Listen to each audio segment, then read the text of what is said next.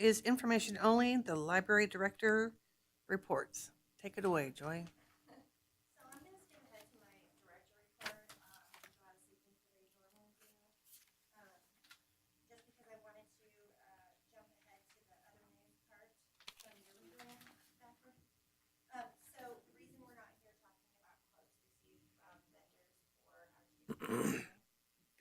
Is because I've only received one.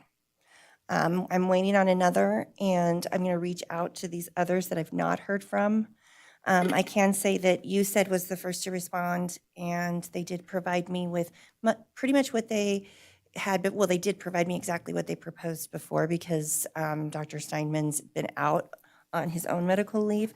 But he said it would be, he quoted me that it would be a couple of $1,000s more than what it was last time because of inflation, things like that. And then I had a meeting with Territory Inc. They were recommended by Henderson Libraries. And so I'm waiting to see what they come back with. They did let me know that most of the strategic plans that they do for libraries and other organizations start at 75,000. So I said, well, we'd like to not go over 15. So he's working on it though. So to his credit, he's the man I spoke with is a big library supporter, and it didn't hurt that they also had done the strategic plan for Seattle Public Library, and I know their director. So I was like, oh, I know him, and So we'll see. I'm going to reach out again so I haven't heard from Library Strategies, Ruth Metz, or Amigos. So I'm going to reach out to them again. But at that point, we can only respond to who responds to us, right? So that's where we're at. I apologize that I just haven't gotten responses back soon enough to be discussing that today. Our new library assistant, Nolan Hicks, started on September 20th, and he's doing great. And our new senior library assistant, Cassandra Rice, started on the 6th. She goes by Cassie. We are going to be making a verbal offer to fill a senior library assistant position. I wasn't able to get in touch with the person. I left a message and it hasn't. It was late, so I think I'm hoping to hear back. And so that will leave us with the circulation supervisor position and another senior library assistant position and our workforce development and social services coordinator, which I plan to fill once we've got the project assistant for the GoEd grant. That money finally came in, but we are going to have to go in front of the Board of Supervisors to amend the contract because GoEd wanted to amend the contract for a larger amount than what they originally had estimated. They had a pile of money, then they took money out of, they estimated they're going to have to take a certain amount out. So the interlocal contract says $1.4 million and some change, and they actually wanted to increase it by $70,000. So now we have to go in front of the Board of Supervisors again. And Mahela, I'll reach out to you about doing a staff report for that. I just talked with Nancy about it yesterday. So, but in the meantime, they've deposited $971,000 into our grants fund.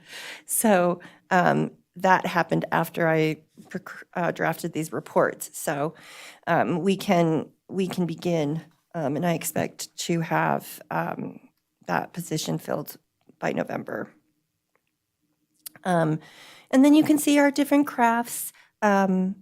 We do have another author talk coming up on the 12th of October.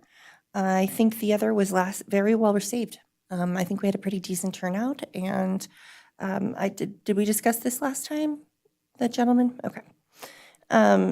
So we did have a really successful Pom Pom Pals craft program, and we've seen and our pumpkin decorating program had like quite a few people for an evening program.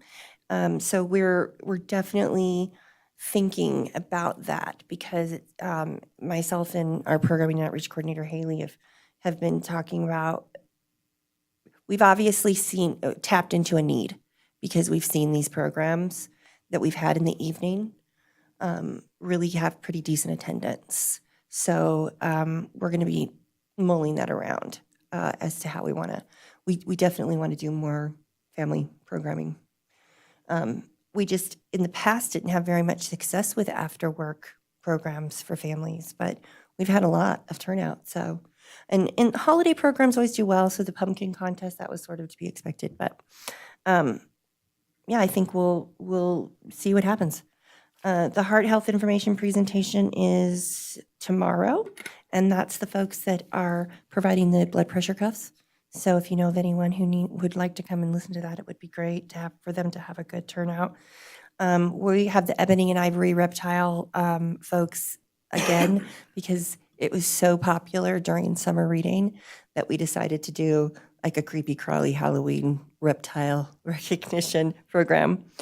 And our Book Witch program, unfortunately, is, as of Monday, canceled because it was being hosted by our deputy director, and she's out.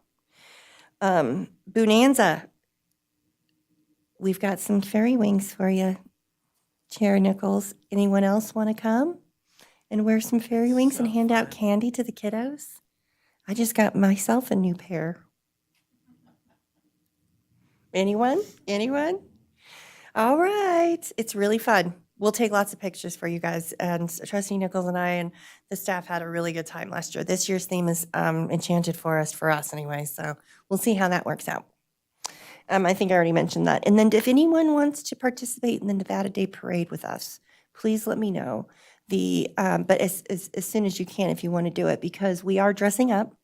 The theme is all for our country. And so we've got some really great costumes that are going to accompany that.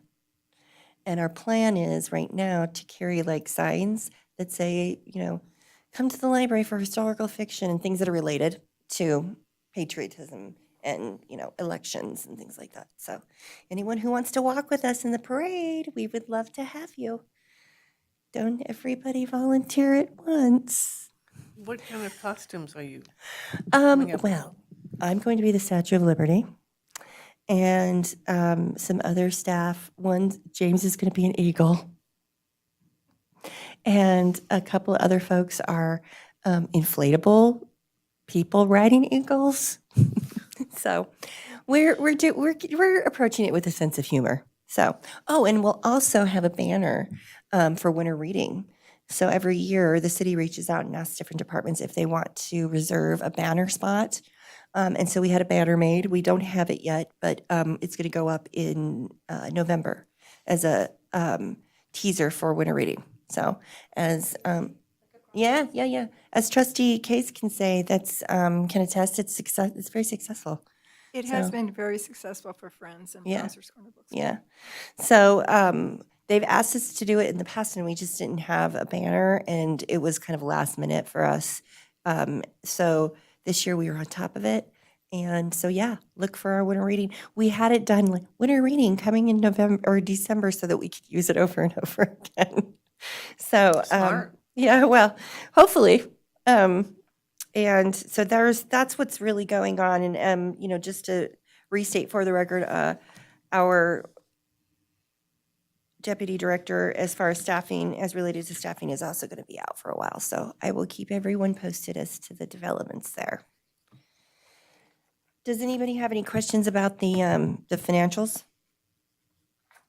Oh, and just as an FYI, I talked with finance, and they are just about, they're going to be doing their final audit for fiscal year 24 and their year-end finalization. And so if you'd like, I can print out, they said they're hoping by the end of October they'll have final numbers. They don't expect that there will be drastic changes for any department, but I can print out the fiscal year 24 stuff too. Right now, and I would be surprised if it changes, we're at exactly 80% spent. So we turned back 20%, which was my goal, to always come in 20 or 25% under. So I don't have a question on your financials. okay. We see it every month. But I have a question when you say a lot. In the evening, you say we have a lot. What is a lot to you?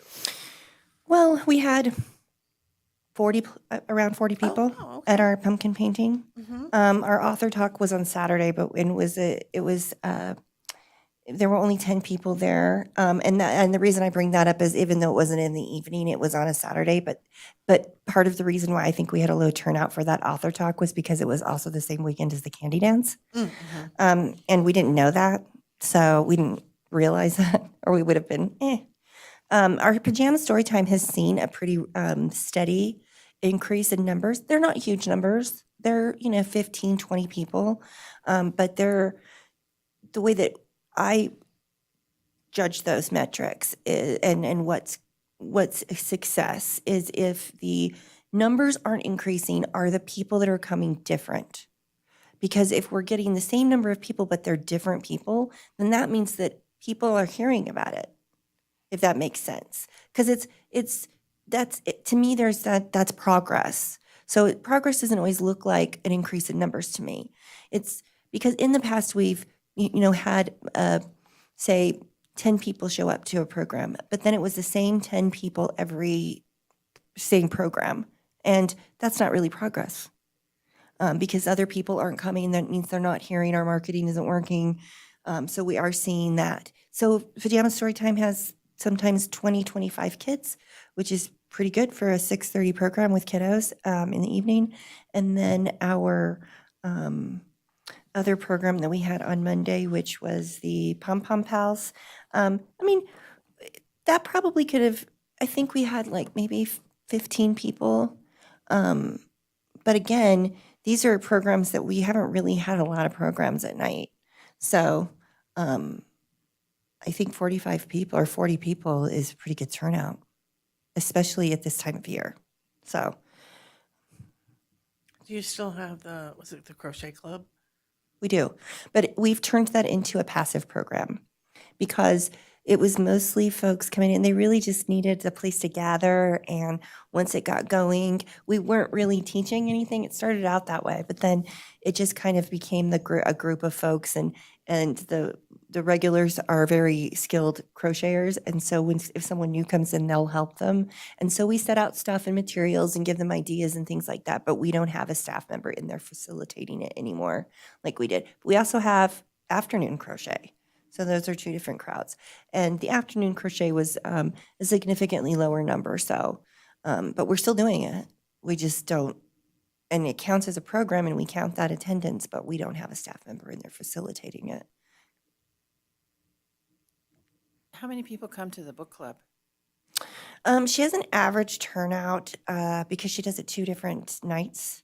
Her average attendance on each one is, I think, 10 to 12. That's good. Yeah. And that ebbs and flows. So, but she has a pretty steady group. So it's always interesting to hear what they like and don't like. So any other questions? Joy, I just have a quick question. Sure. Where you talked about the Go Ed grant and Uh-huh. the money's you're already seeing the money, but Some of it. where does that pop in on our general It doesn't because it came in after I printed this report.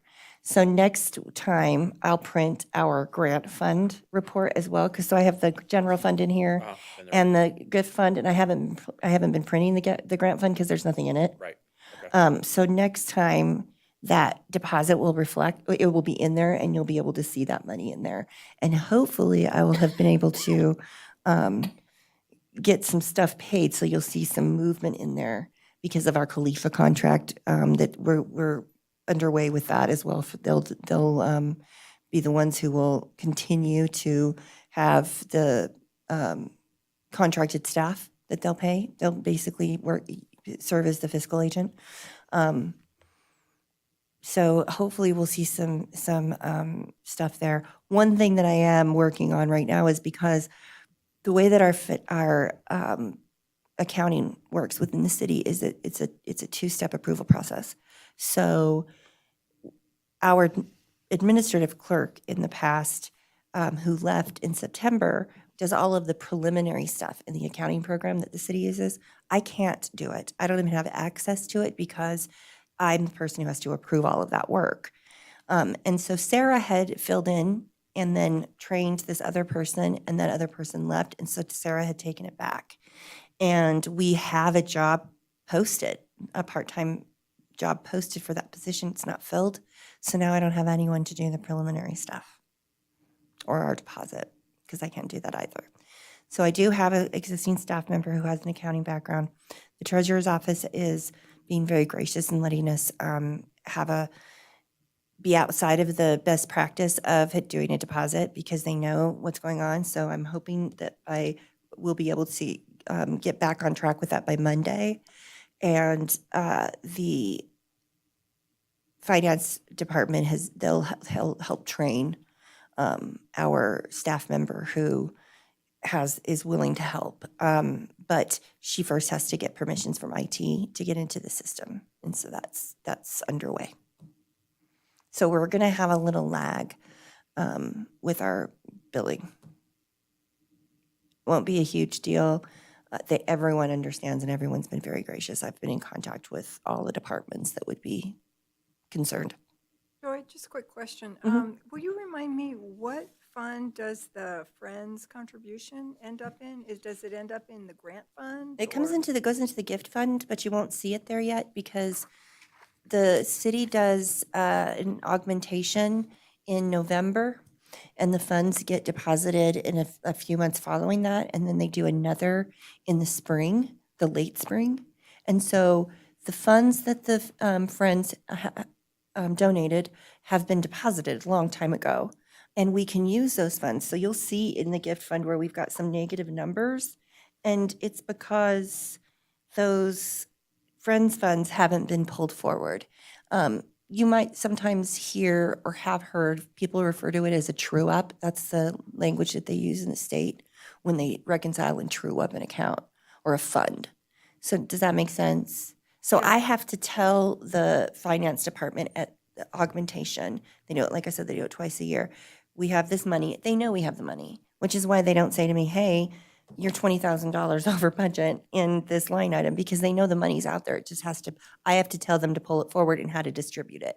And so when I do that, I take those agreed upon amounts from the Friends for the different items and distribute them amongst these ledgers, accounts, see. or line items. So for example, the digital collection, the Friends gave us $17,000, I think. And so I will tell in my augmentation, I will have the 17,000 of the 55,000 donated by the Friends, it put into that line item.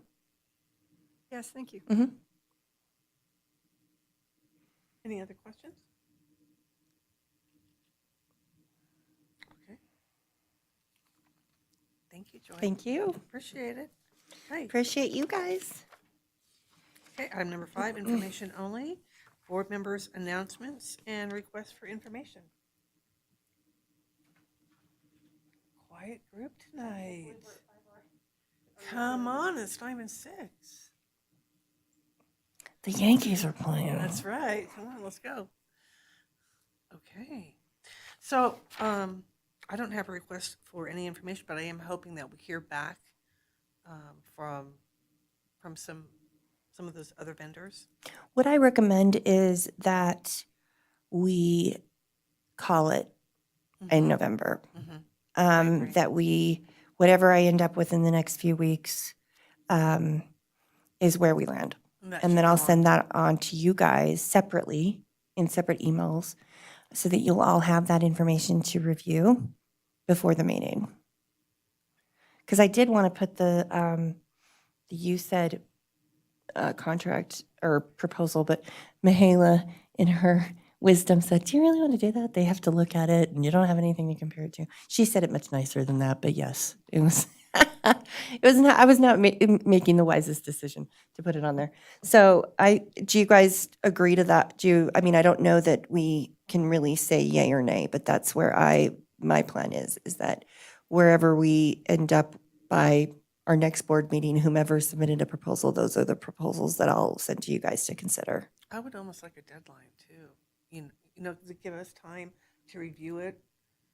Because I know we get the material Yeah. on Monday and Yeah. the meeting is on Thursday, but it'd be nice maybe like a week ahead. Yeah, that's my plan, is to give you guys plenty of time.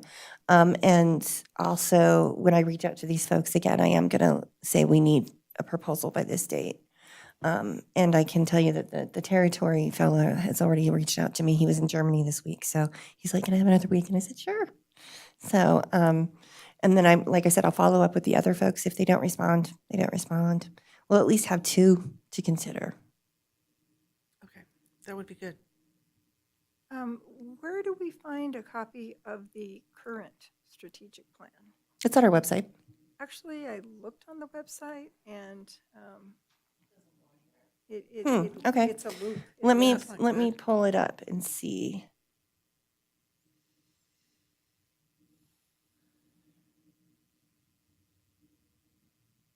I think it's here.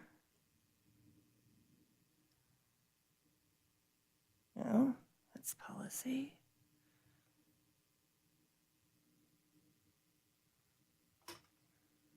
Do you guys remember where you were looking for it? Because now I don't remember where it's Shouldn't at. it be under like About Us? I mean, that's That's where where I would I'm think it would at. be. Oh, about us, yes. Thank you. Oh, I wanted to tell you guys too before I forget. I'm doing the Chamber of Commerce Leadership Institute. And today was my first day, but it turns out that every class for the next 9 months is the same day as our meetings. So forgive me if I'm a little tired.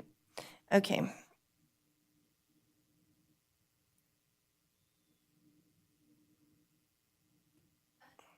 We both tried it independently. When did you do and it? couldn't get there.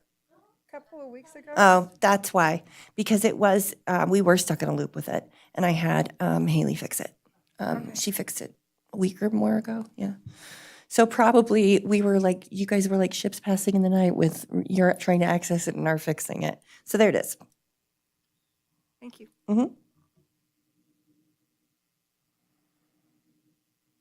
Anything else?